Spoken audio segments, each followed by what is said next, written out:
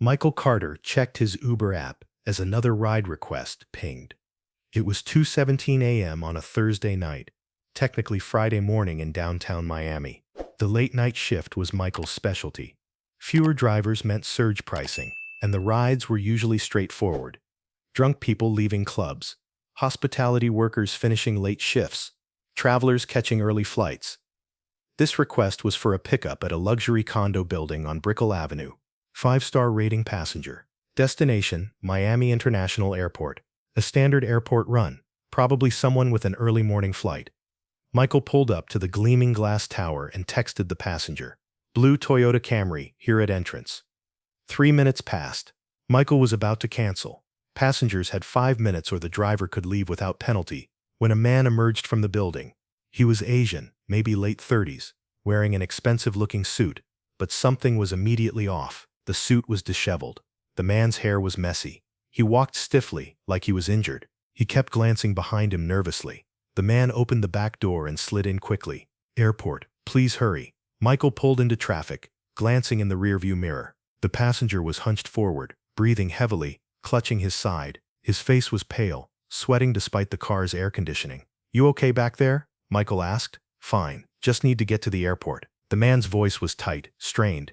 They drove in silence for a few blocks. Michael kept checking the mirror. The passenger's behavior was increasingly concerning, constantly looking out the back window, checking his phone with shaking hands, wincing in pain. Then Michael saw it. A dark stain spreading across the man's white dress shirt, near his ribs. Blood. Michael's heart rate spiked. His passenger was bleeding. Significantly. Sir, you're bleeding. You need a hospital, not an airport. The man looked up, eyes wide with fear. No hospital, no police. Just get me to the airport, please. You're injured. You need medical attention. You don't understand. If I go to a hospital, they'll kill my family. Please, just drive. I'll pay you extra. Just get me to the airport. Michael's mind raced. This was way beyond a normal Uber ride. His passenger was injured and terrified. He'd mentioned someone killing his family. Every instinct screamed that something was seriously wrong. Michael had choices: follow the passenger's instructions and drive to the airport, pull over and call 911, or try to learn more about what was happening. Tell me what's going on, Michael said, keeping his voice calm. Why is someone threatening your family? The man hesitated, clearly weighing whether to trust a random Uber driver. Then the words tumbled out. I'm being extorted. They kidnapped my wife and daughter 3 days ago. They're holding them somewhere. They've been making me do things, transfer money, provide company information. Tonight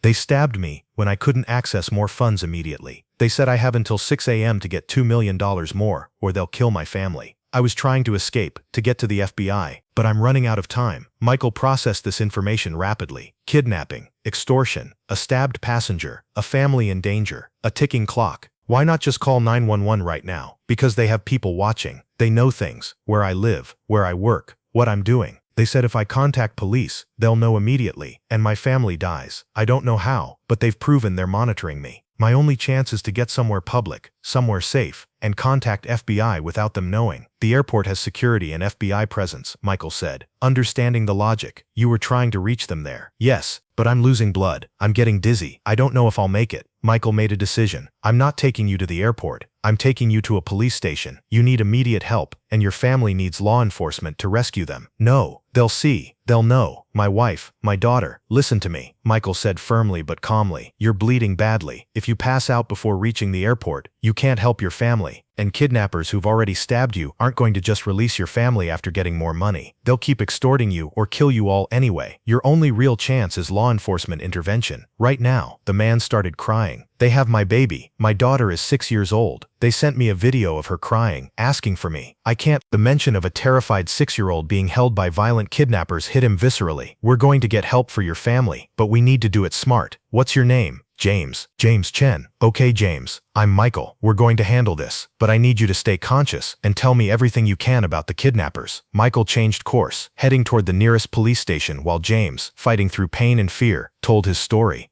James Chen was a senior executive at a tech company in Miami. 3 days ago, Wednesday morning, his wife Linda and daughter Emma hadn't come home from Emma's piano lesson. By Wednesday evening, James received a call from a man with an Eastern European accent. We have your wife and daughter. If you want to see them alive, you will do exactly as we say. No police. No FBI. We are watching. We will know if you contact authorities. If you do, they die immediately. The kidnappers had proven their monitoring capabilities by describing what James was wearing that day, where he'd gone, who he'd talked to. James became convinced they had somehow bugged his phone, his car, maybe his home. The demands had started moderately, $500,000 transferred to an offshore account. James had complied, using savings and liquidating assets, but the demands escalated. More money, confidential company information that could be used for insider trading, access codes to corporate systems. "They've been bleeding me dry," James said, grimacing in pain. "Every time I meet a demand, they make a new one. Tonight they wanted $2 million more within hours. I told them I couldn't access that much cash so quickly. That's when one of them stabbed me, said it was incentive to find a way. They gave me until 6 a.m. James had realized he was trapped in an endless cycle. Even if he paid this ransom, more demands would follow. And the kidnappers had already shown willingness to use violence. His family was in grave danger, regardless of whether he paid. "So I ran," James said. "While they were distracted arguing about something, I ran out of the warehouse where they were holding me. I got a few blocks away and called an Uber. I was trying to get somewhere public, somewhere with federal presence, where I could get help. But I'm bleeding badly, and if they realize I've escaped and gone to authorities, how many kidnappers are there? I've seen 3 different men. The leader is named Victor. I heard the others call him that. He's the one who makes decisions. There's a younger guy, maybe mid-20s, and an older heavy-set man, all Eastern European accents, professional, organized. Do you know where they're holding your wife and daughter? The warehouse where they were keeping me tonight. That's where Linda and Emma are too. I heard Emma crying in another room, but I don't know the address. They brought me there blindfolded. It was maybe 20 minutes from my condo in heavy traffic. What can you tell me about the warehouse?" "Industrial area. I could hear planes. We're near the airport somewhere. The building was old, concrete, lots of empty space. There were shipping containers inside. It felt like a storage or distribution facility." Michael was approaching the police station. "James, when we get inside, you're going to tell the police everything you just told me. They'll get you medical attention, and they'll work on rescuing your family." But Victor said he'd know. "Victor says that to keep you controlled. He might be monitoring your phone or devices, but he can't magically know everything you do. We're going to get you help. Your daughter needs you to trust me on this." Michael pulled up to the Miami Police Department's downtown station. He helped James out of the car. The man was weak from blood loss, barely able to walk. Michael supported him into the building. The overnight desk sergeant looked up, saw a bleeding man being supported by another man, and immediately radioed for assistance. Within seconds, police officers and paramedics converged. "This man has been stabbed and his family has been kidnapped," Michael said quickly. "His wife and 6-year-old daughter are being held somewhere near the airport. He has information about the kidnappers and location. This is urgent." The kidnappers gave him a deadline of 6 a.m.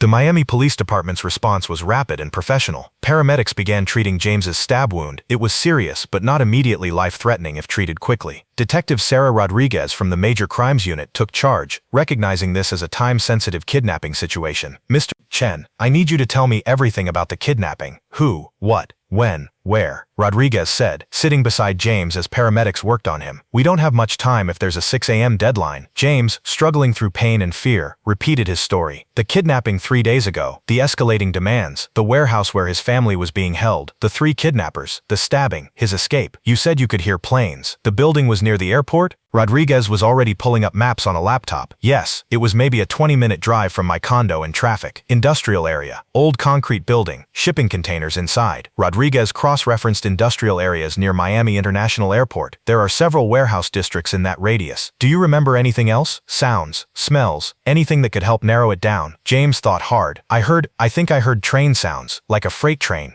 "That helps." Rodriguez highlighted an area on the map near both the airport and freight rail lines. "This district matches industrial warehouses, airport proximity, rail access. I'm dispatching units to search the area." She turned to another detective. "Get the FBI's hostage rescue team on the line. Coordinate with them. And get me phone records for James Chen's devices. If these kidnappers were monitoring him, we need to know how." To James, "You're going to the hospital now for surgery on that stab wound. But before you go, I need any other information you can give me. What did the kidnappers look like?" James described Victor, late 40s, approximately 6'2", muscular build, dark hair graying at temples, Eastern European accent, cold and professional. He described the other 2 men in less detail. He'd seen them less frequently. "Did they discuss anything that might indicate who they work for, or why they targeted you?" "No, they seemed professional, organized. This wasn't amateur. They had equipment, weapons, a plan." Victor mentioned having done jobs in Europe. "I think they're part of some criminal organization." Paramedics were ready to transport James to the hospital. Rodriguez handed him her card. "Mr. Chen, we're going to find your wife and daughter. I promise you we're doing everything possible. Try to stay calm and let the doctors take care of you. As James was wheeled out on a stretcher, he grabbed Michael's hand. Thank you for not just driving me to the airport, for getting me help. If you'd just dropped me off and driven away, I couldn't do that, Michael said simply. Your family needs you alive, and these people need to be stopped. You did the right thing by running and trusting help. After James left, Detective Rodriguez turned to Michael. I need your statement about the pickup and what Mr. Chen told you in the car. Every detail. Michael provided a thorough account. Rodriguez was particularly interested in James's fear that the kidnappers could monitor him. They convinced him they had omniscient surveillance, Rodriguez noted. Classic control tactic. They probably have basic phone tracking, maybe vehicle GPS, possibly electronic surveillance on his devices, but they're not magical. They can't monitor everything in real time. Still, we need to assume they might know he's escaped and may accelerate their timeline. She checked her watch. 3:07 a.m. If they gave him until 6 a.m. and they discover he's gone, they might panic, might decide to cut their losses and eliminate the witnesses. We need to find that warehouse fast. Multiple law enforcement agencies were now involved. Miami PD Major Crimes, FBI Violent Crimes Task Force, and FBI Hostage Rescue Team. They had less than 3 hours to locate a warehouse in an industrial area near the airport, plan a tactical response, and execute a rescue operation. Detective Rodriguez coordinated with the FBI special agent in charge, Robert Martinez.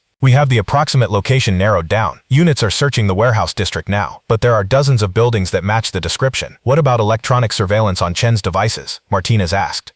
Tech team is analyzing his phone now. They found spyware. Explains how the kidnappers tracked his movements and communications. But the spyware doesn't tell us where they are, only where Chen is. Can we use that? If they're still monitoring Chen's phone location, they think he's at the police station now. That might buy us time. They might think he's trying to negotiate through police, rather than giving up their location. Rodriguez considered this. Possibly. Or they might assume police involvement means their operation is compromised. Hard to predict how they'll react. A uniformed officer rushed in. Detective, we think we found the warehouse. Industrial building on NW 25th Street, near the airport freight area. Building appears occupied. Lights on. Vehicles outside, despite the late hour. Matches Chen's description. Rodriguez and Martinez mobilized immediately. The warehouse at 3000 NW 25th Street was an aging concrete structure in an industrial area dominated by freight facilities, storage units, and distribution centers. At 3:30 a.m., the area was mostly deserted except for occasional freight trucks. FBI Hostage Rescue Team set up a command post 3 blocks away. Detective Rodriguez and Agent Martinez coordinated with the tactical team leader, Commander Dennis Park. We have thermal imaging showing at least 5 heat signatures inside the building, Park reported. 3 appear to be moving around, likely the kidnappers. 2 are stationary in a back room, possibly the hostages, though we can't confirm. Building has multiple entry points, but most are secured. We're identifying the best breach points now. The situation was delicate. A tactical breach could trigger the kidnappers to harm the hostages. But waiting could also be dangerous if the kidnappers discovered James had escaped and decided to eliminate witnesses. Do we have any communication with them? Rodriguez asked. Not yet. We don't have phone numbers for the kidnappers. Chen's phone shows he received calls from burner phones that are now offline. Can we establish communication? Make them think Chen is negotiating through us? Martinez considered this. Risky. If we call and they realize Chen has given us intel about their location, they might panic. On the other hand, if we can engage them in negotiation, we buy time for tactical positioning. They decided to attempt communication. Using a loudspeaker from a tactical vehicle positioned outside the warehouse, a FBI negotiator called out, "This is the FBI. We know you're holding Linda and Emma Chen. We want to negotiate their safe release. We're not here to harm you. We want everyone to walk away safely." Silence. No response from inside the warehouse. The negotiator tried again. James Chen is alive and receiving medical treatment. He's concerned about his family. Let's talk about how to resolve this peacefully. There's a phone number you can call. 305-555-7438. That's a dedicated negotiation line. Call us. Let's work this out. Still no response. But thermal imaging showed the 3 mobile heat signatures gathering, apparently discussing the situation. After 5 minutes, the negotiation phone rang. A man's voice, accented. "You're bluffing. You don't know where we are. This is a general sweep. We're outside your warehouse at 3847 NW 25th Street. We have the building surrounded. We know you're holding Linda and Emma Chen. We want to negotiate their release." Silence on the other end, as the man, presumably Victor, processed that their location was indeed compromised. "How did you find us?" James Chen told us. He's cooperating with law enforcement, but he wants his family safe. That's why he sent us to negotiate their release. You can still walk away from this if you release them unharmed. If we release them, we get arrested. Possibly, but killing them guarantees life in prison or death penalty. Releasing them might give you options, reduced charges, cooperation deals. Either way, this situation is over. Your choice is whether it ends with them safe or in body bags. More silence.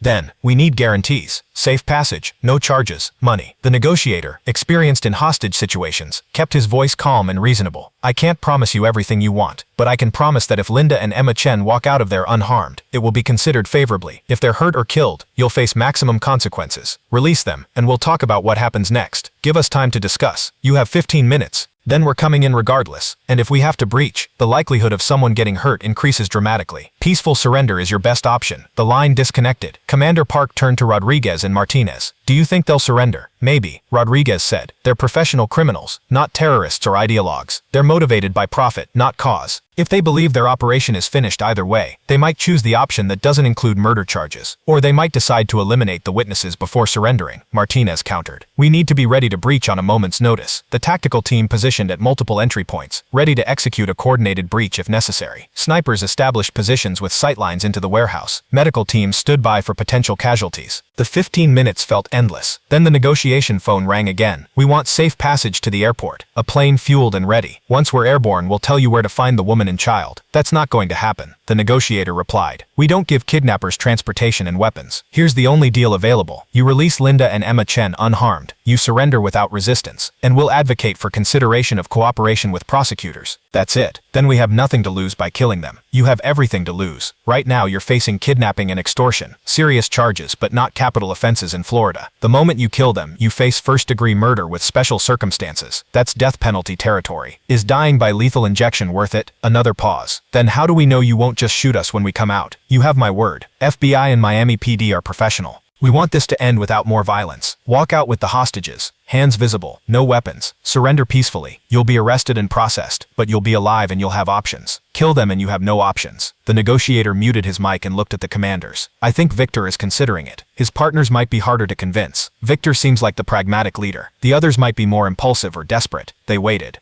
Then thermal imaging showed movement inside the warehouse. The 3 mobile signatures were moving toward the back room where the stationary signatures were located. They're approaching the hostages, Park said tensely. This is either a release or an execution. Breach teams, prepare to go on my signal. Seconds stretched. Everyone at the command post was tense, ready to act. Then the warehouse's main door opened. A man emerged, fitting Victor's description. Hands raised, clearly unarmed. Behind him, a woman and a small child, both looking terrified but alive. Behind them, 2 more men, also with raised hands. Hold fire, Park commanded. Let them come out. The negotiator spoke through the loudspeaker. Keep walking forward slowly. Linda and Emma, walk toward us. Men, get on your knees once the hostages are clear. Linda Chen, holding her daughter tightly, walked toward the police vehicles. Officers moved forward to meet them, providing cover and escorting them to safety. The moment they were clear, tactical officers rushed the 3 men, securing them in handcuffs. The entire surrender took less than 2 minutes. No shots fired. No one hurt beyond the injuries James had already sustained. Detective Rodriguez approached Linda Chen, who was sobbing and clutching Emma. Mrs. Chen, you're safe now. Your husband James is alive and at the hospital. He's going to be okay. You're both safe. Where's Daddy? Emma asked, crying. I want Daddy. We're taking you to see him right now, Rodriguez promised. At Jackson Memorial Hospital, James Chen was out of surgery. The stab wound had been repaired, and doctors said he'd make a full recovery. When Linda and Emma were brought to his room, the reunion was emotional and cathartic. Michael Carter, who'd been giving his statement at the police station, was asked if he wanted to see the family. He hesitated. He was just an Uber driver who'd happened to pick up James, but Rodriguez insisted. You're part of this story, Michael. If you hadn't recognized something was wrong, if you'd just driven him to the airport and dropped him off, this might have ended very differently. In James's hospital room, the Chen family sat together, James in the bed, Linda beside him holding his hand, Emma asleep in her mother's lap. When Michael walked in, James's eyes filled with tears. This is the man I told you about, James said to Linda, my Uber driver. He realized something was wrong. He convinced me to get help instead of trying to handle it alone. He probably saved all our lives. Linda stood and hugged Michael tightly. Thank you. Thank you for seeing that my husband needed help. Thank you for getting him to the police. Thank you for giving us back our family. Michael felt overwhelmed. I saw blood and knew something was very wrong. I couldn't just drop you at the airport and drive away. Not when someone was clearly in danger. Most people would have, James said quietly. Most people would have either not noticed or decided it wasn't their problem. You noticed, and you acted. That made all the difference. Detective Rodriguez filled in details of the rescue. The 3 kidnappers were in custody. Victor Petrov and his 2 associates, all with criminal records in Europe and connections to an organized crime network specializing in kidnapping and extortion.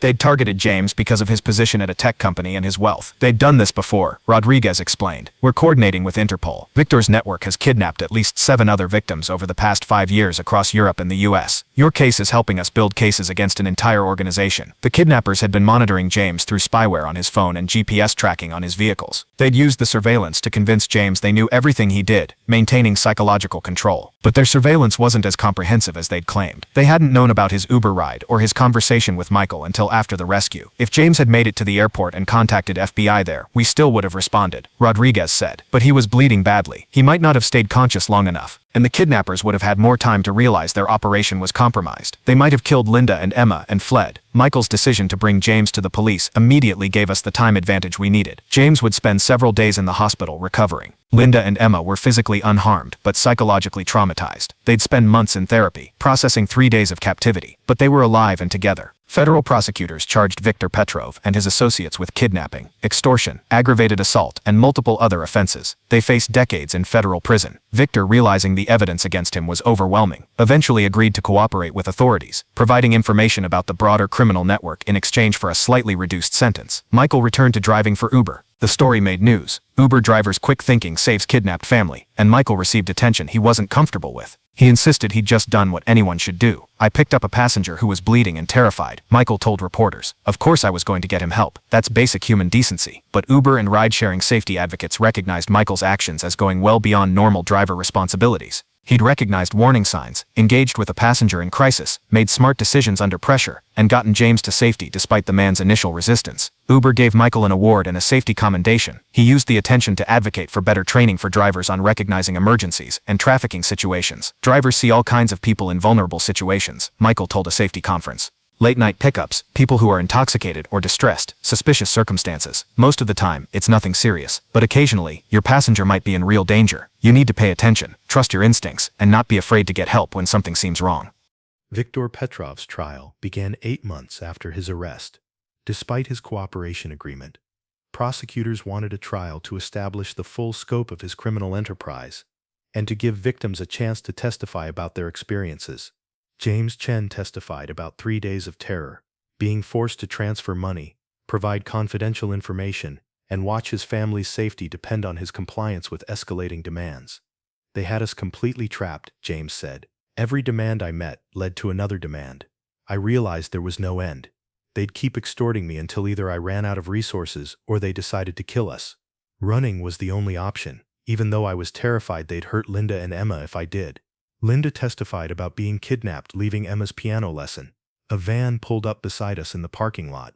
Men grabbed us and pushed us inside before I could even scream. Emma was so scared. For 3 days, we were locked in a room, not knowing if we'd ever see James again, not knowing if we'd survive. 6-year-old Emma didn't testify. She was too young and too traumatized. But her presence in the courtroom, holding her mother's hand, was powerful testimony to what the kidnappers had put an innocent child through. The prosecution also called Michael Carter to testify. He described picking up James at 2:17 a.m., noticing his distressed state, seeing the blood, and making the decision to take him to police instead of the airport. "Why didn't you just follow his instructions and drive to the airport?" the prosecutor asked. "Because he was badly injured and terrified. He needed immediate help. And he'd mentioned his family being threatened. Every instinct told me this was a life-or-death situation that required law enforcement intervention, not a ride to the airport." The defense attorney tried to suggest Michael had overreacted to a medical situation. "Couldn't you have just taken him to a hospital as he initially resisted? He told me about the kidnapping and extortion. He said his wife and 6-year-old daughter were being held hostage." At that point, this wasn't just a medical issue. It was an active kidnapping situation with multiple victims in danger. Police needed to be involved immediately. Viktor's defense tried to portray him as a minor player following orders from higher-ups in the criminal organization. But evidence showed Viktor was the operational leader of the kidnapping. He'd planned it, executed it, and made decisions throughout. The jury deliberated for 6 hours before returning guilty verdicts on all counts: kidnapping, extortion, aggravated assault, conspiracy, and organized criminal enterprise charges. At sentencing, James provided a victim impact statement. "Viktor Petrov and his associates terrorized my family for 3 days. They kidnapped my wife and young daughter. They held us for ransom. They stabbed me when I couldn't immediately access more money. They traumatized my 6-year-old daughter in ways that will affect her for years. But they didn't break us.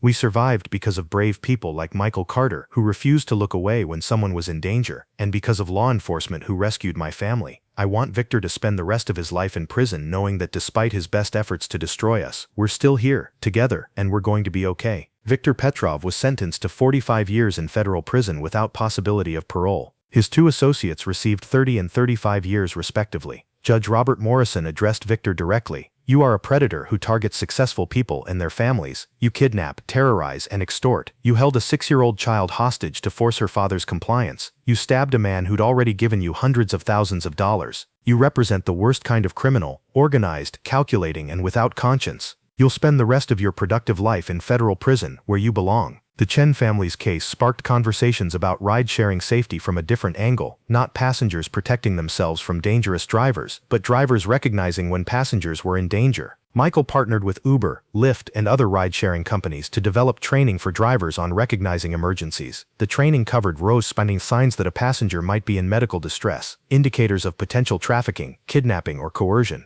how to respond when a passenger seems endangered, when to divert from a requested destination for safety, how to contact emergency services while keeping passengers calm, legal protections for drivers who report emergencies in good faith. Ride-sharing drivers are uniquely positioned to observe people in vulnerable situations. Michael explained at a driver safety conference, "We pick people up at all hours, in all conditions, in private vehicles where they might feel safer talking than in a taxi. Sometimes passengers will tell us things, or will notice things, that indicate they're in danger. We need to know how to recognize those situations and respond appropriately." The training was implemented across major ride-sharing platforms. Over 2 years, it led to dozens of documented cases where drivers identified emergencies, passengers experiencing medical crises, potential trafficking victims, domestic violence situations, mental health emergencies, and got them appropriate help. One Lyft driver in Los Angeles noticed a teenage girl who'd requested a ride to the airport, seemed distressed, and was being tracked through frequent text messages from someone asking her location. The driver, who'd completed Michael's training, engaged her in conversation and learned she was running away from an abusive home situation.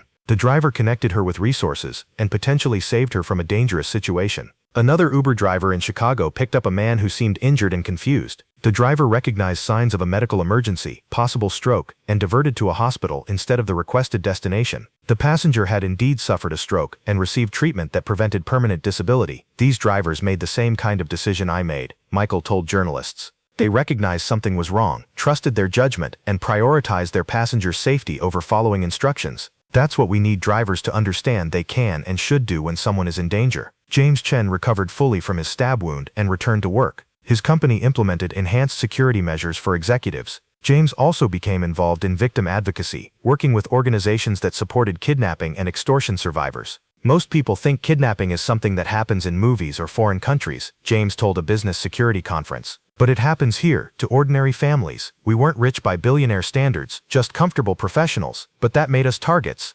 Organizations need to take executive security seriously, and individuals need to understand the risks and take precautions." Linda Chen struggled more with the aftermath. 3 days of captivity, not knowing if she and Emma would survive, had left deep psychological scars. She experienced PTSD symptoms, nightmares, hypervigilance, panic attacks in situations that reminded her of the kidnapping. "I can't park in parking garages anymore," Linda told her therapist, Dr. Jennifer Park. "That's where they grabbed us. Every time I try, I have a panic attack. I keep expecting a van to pull up and men to grab us again." Park worked with Linda using trauma-focused therapy. "What you experienced was genuinely life-threatening. Your brain's fear response is trying to protect you from similar danger. That's normal after trauma. With time and therapy, those responses will decrease. You'll be able to park in garages again. The fear will lose its power over you." Linda's recovery was gradual but steady. After a year, she could park in garages again, though she remained more cautious and aware of her surroundings. She'd learned to manage her PTSD symptoms and had returned to work part-time.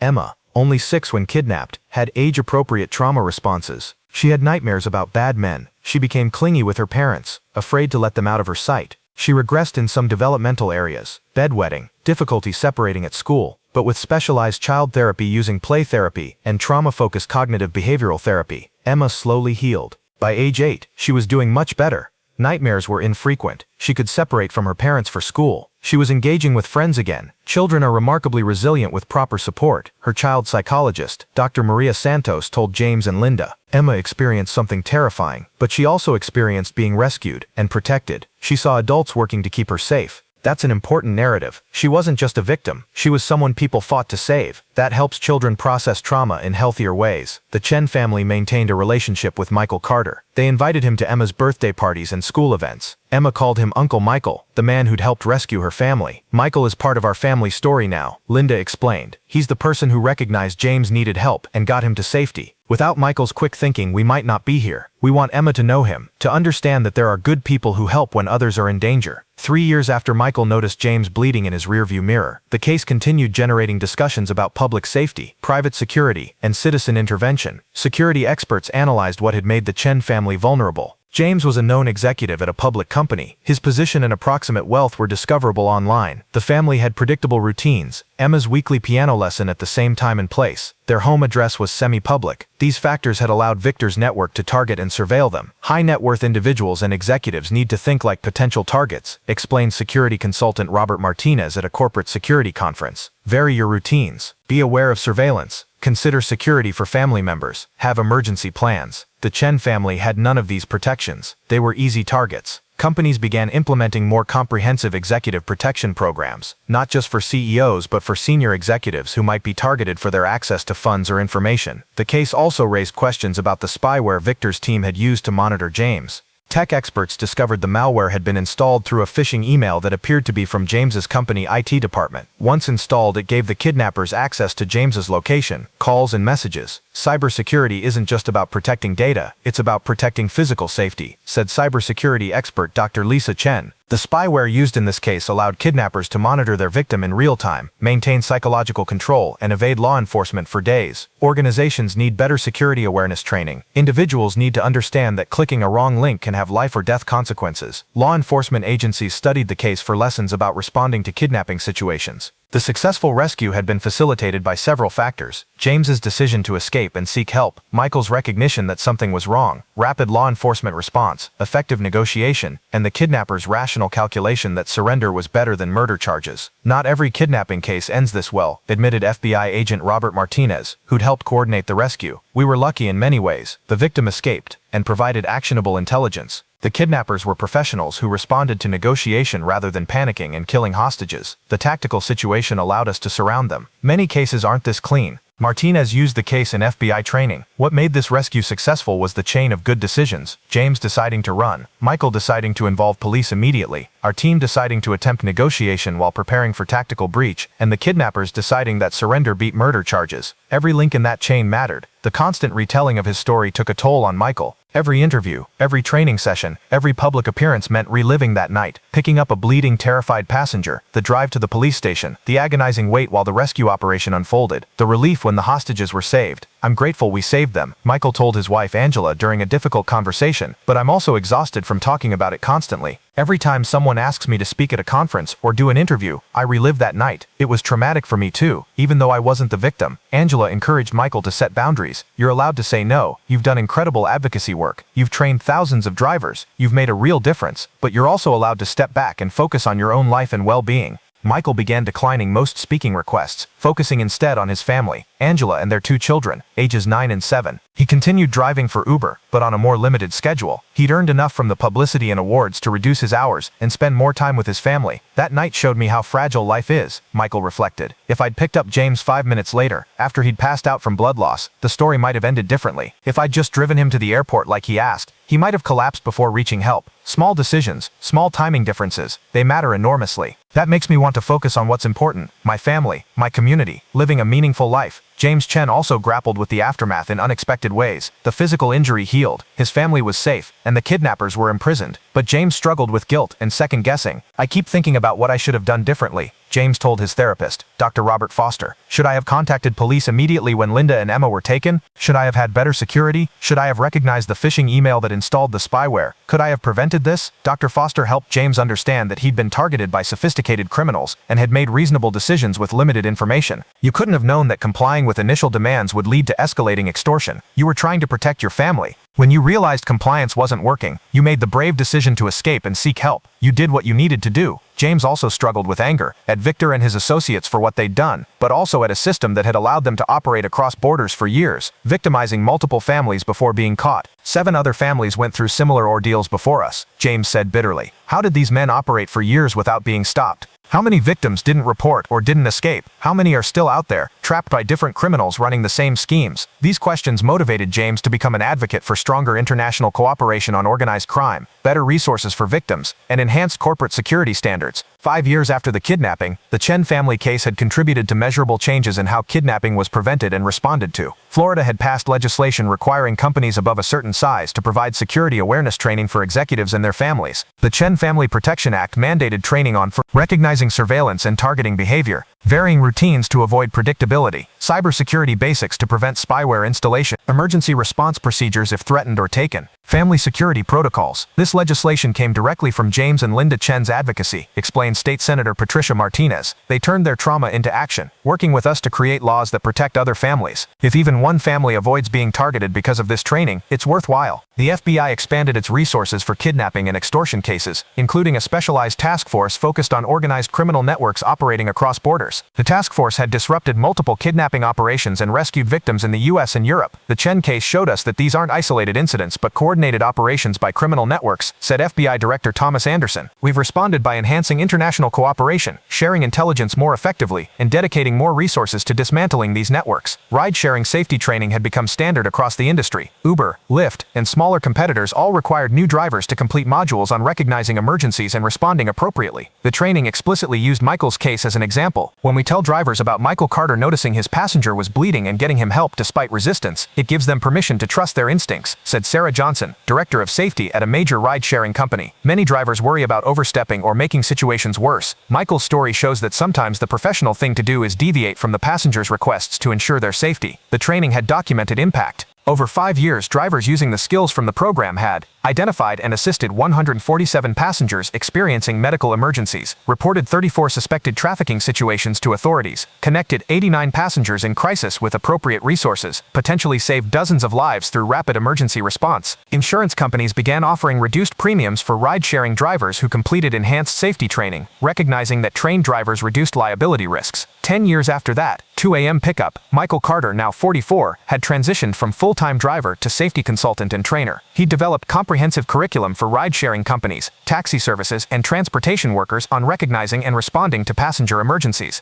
The principles are universal, Michael told trainees. Pay attention to your passengers. Notice when something seems wrong. Trust your instincts. Don't be afraid to deviate from plans when safety is at risk. Know how to access emergency services quickly. Understand you're legally protected when acting in good faith to help someone in danger. He shared not just the Chen case but dozens of other examples where drivers' awareness had made a difference: medical emergencies, trafficking situations, mental health crises, domestic violence escapes. Each story reinforced that transportation workers were often the first to observe people in crisis. James Chen, now 48, had founded a non-profit organization called Kidnapping Survivors Network that provided support to families who'd experienced kidnapping or extortion. The organization offered Freud Brit support groups connecting survivors, trauma therapy resources and referrals, security consulting to prevent repeat targeting, advocacy for stronger anti-kidnapping legislation, education for businesses about executive protection. When we were going through our ordeal, we felt completely alone, James explained at the organization's 5-year anniversary event. We didn't know other families who'd experienced this. We didn't know what resources existed. We were navigating trauma and recovery without a roadmap. This organization provides what we wished we'd had: community, expertise, support, and hope that life can be good again after kidnapping. The organization had served over 200 families, helping them navigate the complex aftermath of kidnapping, dealing with law enforcement, processing trauma, rebuilding security, finding appropriate therapy, and healing as families. Linda Chen, now 46, had become a trauma therapist, specializing in kidnapping and captivity survivors. After her own recovery, she'd been motivated to help others facing similar challenges. I understand what clients are experiencing in ways someone who hasn't been through it can't, Linda told colleagues. I know the hypervigilance, the nightmares, the difficulty trusting safety, the complex feelings about the perpetrators. I can offer not just professional expertise, but genuine empathy born from shared experience. Linda's approach combined evidence-based trauma therapy with peer support elements. Clients need to know they're not alone, that what they're experiencing is normal for what they've been through, and that recovery is possible. I'm living proof that you can survive kidnapping and build a meaningful life afterward. Emma Chen, now 16, had limited memories of the kidnapping. She'd been so young that many details had faded or been processed through therapy, but she'd grown up knowing her family's story and understanding her parents' work helping other survivors. It's weird having a family story that made national news, Emma told her school counselor. Everyone knows what happened to us, but my parents have made something positive from it. They've helped so many people. That makes me proud. And Uncle Michael, he's not actually my uncle, but he's family anyway.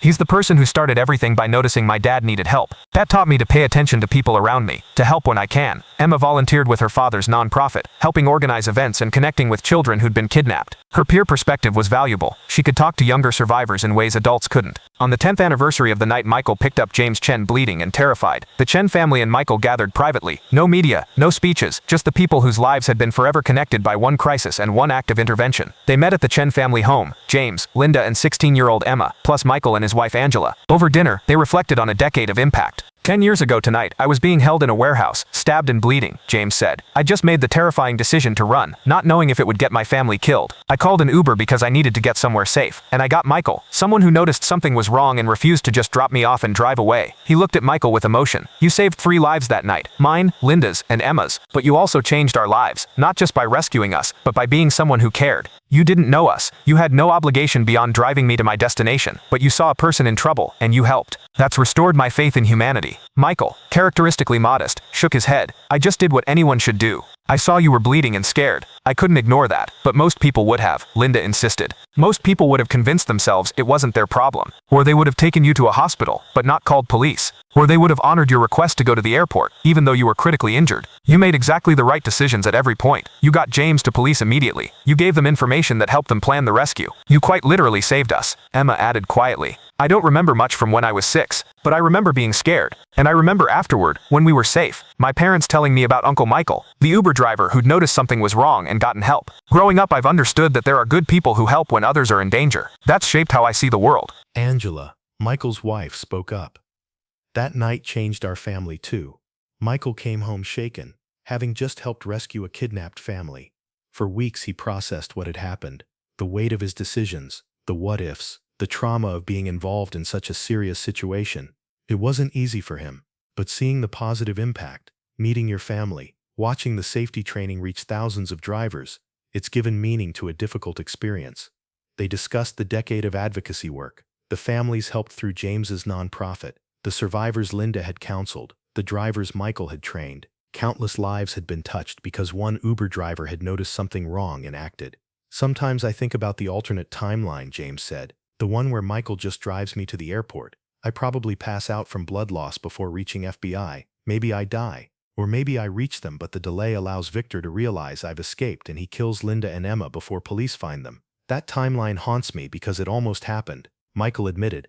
I think about those what-ifs too. What if I'd been distracted and not noticed the blood? What if I'd talked myself out of getting involved? What if I'd made different decisions at any point? The margin between the good outcome and tragedy was so thin. But you did notice, you did get involved, and you did make the right decisions, Linda said firmly. That's what matters. You were the right person at the right time, and you acted courageously. We're forever grateful. Emma had prepared something for the anniversary. She'd written an essay for school about the experience, and she wanted to share it with Michael. I was 6 years old when bad men took me and my mom. I don't remember everything, but I remember being scared. I remember thinking maybe I'd never see my daddy again. Then people rescued us, police officers who found where we were hidden, negotiators who convinced the bad men to let us go, doctors who helped my daddy after he was hurt. But before all of them, there was Uncle Michael. He wasn't a police officer. He was an Uber driver. My daddy needed a ride, and Uncle Michael noticed something was wrong. He saw that daddy was bleeding. He realized daddy needed help, and instead of just driving away after dropping daddy off, he made sure daddy got to safety. Uncle Michael taught me something important. You don't have to be a police officer or a superhero to help people. You just have to pay attention and care enough to do something when you see someone in trouble. That's what Uncle Michael did. He paid attention, he cared, he helped. Because of Uncle Michael, I still have my family. Because of him, I'm safe. Because of him, I learned that there are good people who help. I want to be like that when I grow up. Someone who notices when others need help and does something about it. Michael wiped tears from his eyes. Emma, that's beautiful. And yes, I hope you grow up to be someone who helps others. You already are. The volunteer work you do with your dad's organization, the way you connect with younger survivors, you're already making a difference. As the evening ended, they took a photograph, the Chen family, and Michael, 10 years after the night that had bound them together. James posted it on social media with a simple caption. 10 years ago, an Uber driver noticed something was wrong and saved my family's lives. Tonight we celebrated a decade of friendship, healing, and advocacy. Michael Carter is a hero who taught us that ordinary people doing the right thing can change everything. 15 years after Michael Carter picked up James Chen and noticed blood seeping through his shirt, the ripples from that observation continued spreading in ways neither could have imagined. Michael, now 49, had trained over 100,000 transportation workers across the U.S. and in several other countries. His safety curriculum had become the industry standard. Insurance companies required it. Regulatory agencies recommended it. Major ride-sharing companies mandated it for all drivers. The documented impact was substantial. Over 1,000 documented cases where trained drivers identified emergencies and provided assistance, estimated prevention of dozens of deaths through rapid medical response, multiple trafficking rings disrupted because drivers noticed victims, countless passengers helped in crisis situations. Michael Carter changed the transportation industry, said industry analyst Dr. Patricia Morrison. Before his case, driver training focused almost entirely on navigation, customer service, and self-protection. Michael demonstrated that drivers also need training on recognizing when passengers are in danger and responding appropriately. That's now standard practice. That cultural shift traces directly to Michael's actions that night and his subsequent advocacy. James Chen, now 53, continued leading the Kidnapping Survivors Network, which had grown to serve families across the country. The organization had helped over 800 families recover from kidnapping, extortion, and related traumas. Every family we help represents lives rebuilt after devastation, James told a gathering of supporters. Kidnapping tears families apart, the trauma, the fear, the violation of safety, but with proper support, families can heal and thrive. Our organization provides what we desperately needed 15 years ago: community, resources, expertise, and hope. Linda Chen, now 51, directed a trauma therapy practice specializing in captivity survivors. She trained dozens of other therapists in trauma-informed approaches and had consulted on treatment programs nationwide. The field has evolved significantly, Linda told a professional conference. 15 years ago, many therapists didn't have specific training for kidnapping trauma. Now we understand the unique aspects of captivity trauma: the helplessness, the fear, the complex relationship with captors, the struggle to reclaim autonomy. Treatment protocols are more sophisticated and effective. More survivors are achieving full recovery. Emma Chen, now 21 and in college studying psychology and criminal justice, had become an advocate in her own right. She spoke at conferences about childhood kidnapping trauma and recovery, providing a unique long-term survivor perspective. I was kidnapped at 6, and I'm 21 now, Emma told a child protection conference. I've lived more of my life after kidnapping than before it. The trauma affected me. I had nightmares, anxiety, trust issues. But with therapy and family support, I healed. I'm thriving. I have goals and relationships and a good life. I want other child survivors to know it's possible to recover. What happened to you doesn't have to define your entire life. Emma planned to become a therapist specializing in child trauma, following her mother's path but bringing her own survivor perspective. The 3 kidnappers remained in federal prison. Viktor Petrov, now 61, would be 71 before being eligible for release. His associates faced similar timelines. The criminal network they'd been part of had been largely dismantled through investigations stemming from their arrests. The Chen case was a turning point in our fight against international kidnapping networks, said FBI Director Thomas Anderson at a press conference marking 15 years since the rescue. The intelligence we gained from that investigation led to dozens of other arrests, the rescue of additional victims, and the disruption of organized criminal operations across 3 continents. One Uber driver noticing something wrong started a chain of events that took down an entire criminal enterprise. Michael and the Chen family maintained their close relationship over 15 years. They celebrated birthdays and holidays together. Their children had grown up knowing each other. The trauma that had brought them together had evolved into genuine friendship.